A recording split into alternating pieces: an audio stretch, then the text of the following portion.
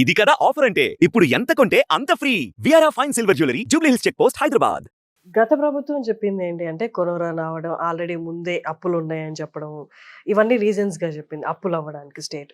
But మీరు government form చేసుకున్న తర్వాత ఆల్రెడీ గత ప్రభుత్వం చాలా అప్పులు చేసి వెళ్ళిపోయింది. ఇప్పుడే అంటే ఇంకా ఈ పోను ఎప్పటికైనా ఈక్విలిబ్రియం అనేది వస్తదా? అంటే అప్పులు అంటే మీరు దేశం చూసినా ఇతర రాష్ట్రాలు చూసినా అందరికీ అప్పులు పెరుగుతున్నాయి. వాస్తవంగా ఎవరికి అప్పులు తగ్గిపోయినాయి అని అనడానికి లేదు కానీ మీరు there are some measures. Yeah. మీరు ఒక 100 రూపాయలు అప్పు తీసుకుంటే 100 రూపాయల్లో క్యాపిటల్ ఇన్ఫ్రాస్ట్రక్చర్ అంటే రోడ్లు, బిల్డింగ్స్, ఎకనామిక్ యాక్టివిటీ, సంపద సృష్టించడానికి ఎంత ఖర్చు పెడుతున్నారు. దాని తర్వాత కొన్ని రెవెన్యూ షార్ట్ ఫాల్, ఇక్కడ డబ్బులు సరిపోతుంది, అక్కడ డబ్బులు సరిపోవట్లేదు, అదొక కైండ్ ఆఫ్ జీతాలు ఇవ్వడానికి అప్పు తీసుకోవడం. మూడోది వెల్ఫేర్ స్కీమ్స్. నేను ఈ స్కీమ్ ఇద్దాం అనుకుంటున్నాను, దానికి నాకే డబ్బులు అప్పు తీసుకుని ఇస్తాను. తెలుగుదేశం ప్రభుత్వం 14 కూటమి ప్రభుత్వం 14-19 ఉన్నప్పుడు నాకు తెలిసి I think around 60% or 50% of the money was used for capital infrastructure, ఇంకా ఎక్కువే. Last 5 years not even 20% was used on capital infrastructure. అంటే సంపద సృష్టించడానికి వీళ్ళు 100 రూపాయలు తీసుకుంటే 20 రూపాయలు కూడా వాడలే సరిగ్గా. ఆ 80 రూపాయలు వెళ్ళిన తర్వాత తిరిగి ఎట్లా వస్తుంది, మళ్ళీ సంపద రాదు.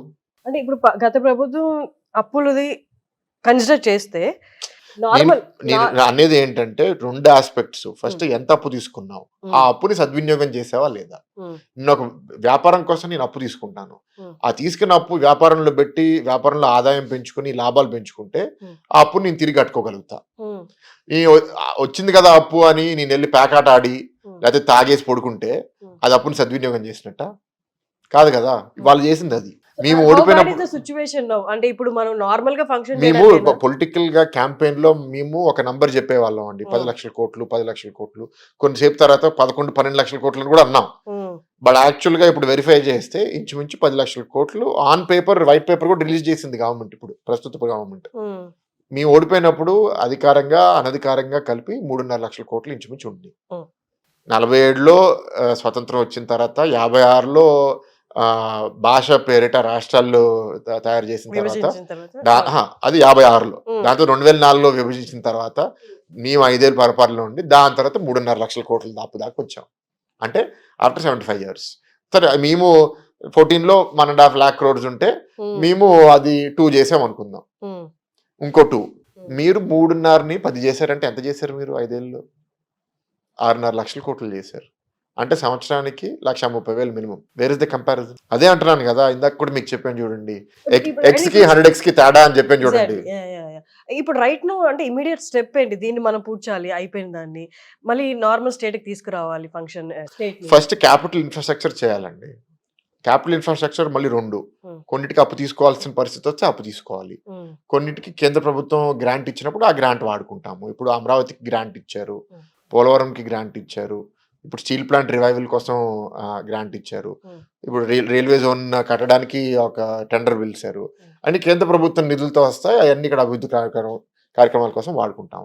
నెక్స్ట్ కొన్ని లోకల్గా మనం చేయాల్సి వస్తుంది, అది కేంద్ర స్కీమ్ ఉండకపోవచ్చు, దానికి మనం లోన్ అప్లై చేసే అవకాశం ఉంది, తెచ్చుకుంటాం. బట్ అల్టిమేట్గా ద ప్లాన్ షుడ్ బి ఈ 5 ఏళ్ళ లోపల లోను పెరిగే స్పీడ్ కన్నా ఆదాయం పెరగాలి. ఎప్పుడైతే ఆదాయం స్పీడు లోన్ కన్నా పెరుగుతుందో మన లోన్ని కట్టడం మన గుప్పట్లో వస్తుంది. ఒకవేళ లోన్ స్పీడు ఆదాయం కన్నా ఎక్కువ పెరిగిపోతే మనం అది ఎప్పటికీ కట్టలేము, అదొక నెగటివ్ ట్రాప్. మనం ఇప్పటికీ స్టిల్ మనం మాట్లాడుకుంటున్నాం బేసిక్ గ్రాస్ రూట్ లెవెల్ ప్రాబ్లమ్సే మాట్లాడుకుంటున్నాం స్టిల్. బట్ బయట ప్రపంచం చూస్తే అన్నీ పెరిగిపోతున్నాయి, టెక్నాలజీ పెరిగిపోతుంది, చాట్ జీపీటీ, ఏఐ అన్నీ వచ్చేసి మనం ఇంకా గ్రాస్ రూట్ లెవెల్ ప్రాబ్లమ్సే మాట్లాడుతున్నాం. అట్లీస్ట్ అంటే ఒక sector of people, educated people ఉన్నారు, అది కూడా పక్కన పెట్టేస్తే, వాళ్ళని ఎడ్యుకేట్ చేసి వాళ్ళకి ఇది టెక్నాలజీ వచ్చాను అది పక్కన పెట్టేస్తే, పీపుల్ రిప్రజెంటేటివ్స్ ఎవరైతే ఉన్నారో వాళ్ళకి కూడా చాలా మందికి ఏ అంటే ఏంటో తెలియదు, చాట్ జీపీటీ అంటే తెలియదు. వీళ్ళకి మొత్తం అంటే అవగాహన ఉన్న ప్రపంచంలో ఏ జరుగుతుంది, ఎలాంటి టెక్నాలజీ బయటకు వస్తుంది, ఎవరు దేంతో ముందుకు వెళ్తున్నారు అన్నది వీళ్ళకి అవగాహన కంపల్సరీ చేసే సిచ్యువేషన్స్ ఉంటాయా, వస్తాయా? అంటే there are different aspects to this అండి. ఒకటి, ప్రజాప్రతినిధులు చాలా మంది they are reflection of society. వాళ్ళేమీ మూన్ నుంచి రాలేదు. సో సొసైటీలో అదే అంటున్నా, సొసైటీలో ఎట్లా అయితే ఎస్ ఐ అగ్రీ, బట్ సొసైటీలో ఎట్లా అయితే అమ్మమ్మ తాతకి టెక్నాలజీ మీద అవగాహన అసలు ఉండదు. ఉమ్, అమ్మా నాన్నకి కొంత ఉంటుంది, పిల్లలకి ఎక్కువ ఉంటుంది. ఇప్పుడు నేను కూడా ఆమె యంగ్స్టర్ ఇన్ పాలిటిక్స్. ఉమ్, నా స్పీడ్ టెక్నాలజీ మీద సమ్ ఆఫ్ మై కాలీగ్స్ తో చూస్తే నేను ఎక్కువ ఉంటాను. అవును. So that is one. మీరు అన్నట్టు ఎస్, ప్రజాప్రతినిధిగా నీకు బాధ్యత ఎక్కువ ఉంటుంది చేయడానికి. ప్రత్యేకంగా there is legislators and there is executive. Executive అంటే గవర్నమెంట్. ఉమ్, గవర్నమెంట్లో ఎవరు? మంత్రులు, వాళ్ళ పేషీలు. ఉమ్, సో వాళ్ళందరూ ఏంటి, ఇవాళ they have to operate on a certain system. Um, government ఎప్పుడు 14 to 19 అప్పుడు మనం ఈ ఫైల్ సిస్టమ్ తీసుకొచ్చాం. Hmm. బహుశా ఫస్ట్ ఇన్ ద కంట్రీ. ఉమ్, అప్పుడు కూడా మనకి ఎకనామిక్ గా బ్యాక్వర్డ్ గా ఉన్నాం, కానీ ఈ ఫైల్ మనం ఎందుకు తీసుకొచ్చాం? ఇప్పుడు మొదటిసారి 161 సర్వీస్ లో ఎన్నో వాట్సాప్ లో మనం ఇంట్రడ్యూస్ చేసాము. ఉమ్, అది ఏ గవర్నమెంట్ అయినా చేసిందా? దేశవ్యాప్తంగా ఏ రాష్ట్రం చేయలేదు. ఉమ్, అది డబ్బుతో సంబంధం లేదు. నీకు ఈ ఇంటెలిజెన్స్ ఇన్నోవేషన్ ఉంటే చాలు. ఉమ్, ఇప్పుడు లొకేషన్ అదే కదా చేసేది. ఉమ్, yeah. As IT electronics minister నేను ఇన్నోవేటివ్గా ప్రపంచవ్యాప్తంగా ఉన్న కొత్త టెక్నాలజీస్ అడాప్ట్ చేసుకుని ప్రజలకి ఇంకా మరింత క్వాలిటీ సర్వీసెస్ ఎట్లా అందజేయాలని ఆలోచిస్తున్నారు ఆయన. ఉమ్, ఉమ్, అది ఆల్రెడీ ఇంప్లిమెంట్ చేస్తున్నాం. దానికి we don't need to wait. Um, ఇవాళ అన్నిటికీ పెద్ద ఖర్చు అవుతుందని అవసరం లేదు. Government can innovate, adapt many good practices. అది చేస్తున్నారు. ఉమ్, 19 ముందు మేము ఒక మంచి ఐడియాతో ముందుకెళ్ళాము. ఏంటంటే ఏదన్నా స్టార్టప్ ఉంది, మీకు ఒక మంచి ఐడియా ఉంది, సమాజంలో మీ స్టార్టప్ ద్వారా ఒక మేలు జరగబోతుంది, మీరు మీ సర్వీస్ ఫస్ట్ వచ్చి గవర్నమెంట్ కమ్మండి, ఉమ్, గవర్నమెంట్ ప్రాబ్లమ్ని మీరు సాల్వ్ చేయండి, ఉమ్, మేము మీకు యాక్సెస్ ఇస్తాము, మేము మీకు ప్రిఫరెన్షియల్ రేట్ ఇస్తాము, ఇవన్నీ చెప్పాం. ఉమ్, స్టార్టప్స్ చాలా వచ్చినాయి ఆంధ్రాకి. ఉమ్, వీళ్ళు వచ్చి అన్ని క్యాన్సిల్ చేసేసారు 19లో. ఉమ్, అందరూ పెట్టుబడి చదువుకుని కొందరు హైదరాబాద్కి వెళ్ళిపోవడం, కంపెనీ మూసేయడం, ఉమ్, ఇట్లా అన్నీ జరిగింది. సో అసలు ఆ ఇన్నోవేషన్ మీద కమిట్మెంటే లేదు ముందు. They're again rebuilding it. So it will take time. As far as the youth is concern, ఇవాళ కొందరు యూత్ ఏంటంటే ఇక్కడ అవకాశాలు దొరక్క హైదరాబాదు, బెంగళూరు, చెన్నైకి వెళ్ళిపోయారు. ఎప్పుడైతే టీసీఎస్ లాంటి కంపెనీ ఇక్కడ వచ్చి పెద్ద ఆపరేషన్స్ పెడతారో కొందరు 20-30% ఆఫ్ ద వర్క్ ఫోర్స్ మళ్ళీ తిరిగి వచ్చేస్తారు.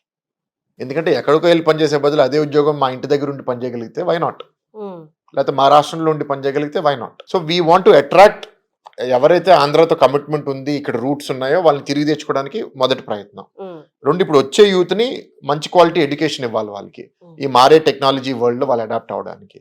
సో ఎడ్యుకేషన్ సిస్టమ్ని చాలా ఇంప్రూవ్ చేయాలి.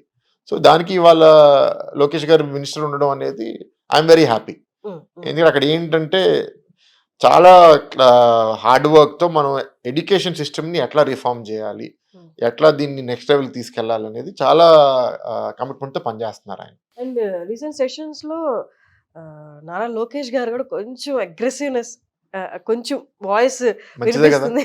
గుడ్. ముందు అగ్రెషన్ లేదంటున్నారు, ఇప్పుడు అగ్రెషన్ ఉంటే మంచిది కదా. అదే again I'm telling you, aggression is different, అహంకారము, ఆరోగెన్స్ ఇస్ డిఫరెంట్. అగ్రెసివ్గా ఉండాల్సిన అవసరం ఉంది. ఎందుకంటే if you don't defend your self, ఇప్పుడు ఎవడో నీ ఇంటి లోపలికి వస్తాడు, నువ్వు అలా సారీ నీ భూమి లోపలికి వస్తాడు, నువ్వు సైలెంట్గా ఉంటావు. రేపు నీ ఇంటి లోపలికి వస్తాడు, నువ్వు సైలెంట్గా ఉంటావు. నీ బెడ్రూమ్ లోపలికి వస్తావు, ఇంక వేర్ ఇస్ ద ఎండ్? ఆత్మగౌరవం అనేది ఉండదా? You have to defend yourself కదా. Defence is different, offence is different. కావాలనే నాకు పైశాచిక ఆనందం కోసం రోజు ఒకరిని కొడతాను, ఒకరిని చంపేస్తాను, అది డిఫరెంట్. తప్పు చేసేవాడికి నువ్వు తప్పు చేసేవరా అని నేర్పించకపోతే ఇంకా ప్రభుత్వానికి బాధ్యత ఏముంది? రెడ్ బుక్ లో నెక్స్ట్ ఎవరు నాకు తెలియదు, I have no idea. But I think that అట్లా తప్పు చేసేవాడు ఎవరిని వదలకూడదు. సంఖ్య 10లోనా 100లోనా? నాకు నిజంగానే అసలు నేను కూడా చదవలేదు, నాకు ఎప్పుడు చూపించలేదు బుక్ లోపల ఏం రాసుకున్నారని ఆయన. బట్ నా వ్యూ ఏంటి అంటే those who have gone too far, have taken law into their own hands, ఇల్లీగల్గా యాక్ట్ చేసి, బెదిరించి, బ్లాక్మెయిల్ చేసి తప్పు చేసిన వాళ్ళందరికీ యాజ్ పర్ లా అందరికీ ఇన్వెస్టిగేషన్, శిక్ష ఉండాల్సిందే. ఎవరు ఎస్కేప్ అవ్వకూడదు. సుమన్ టీవీలో మీ పర్సనల్ అండ్ బిజినెస్ ప్రమోషన్స్ కోసం కింది నెంబర్కి కాంటాక్ట్ చేయండి.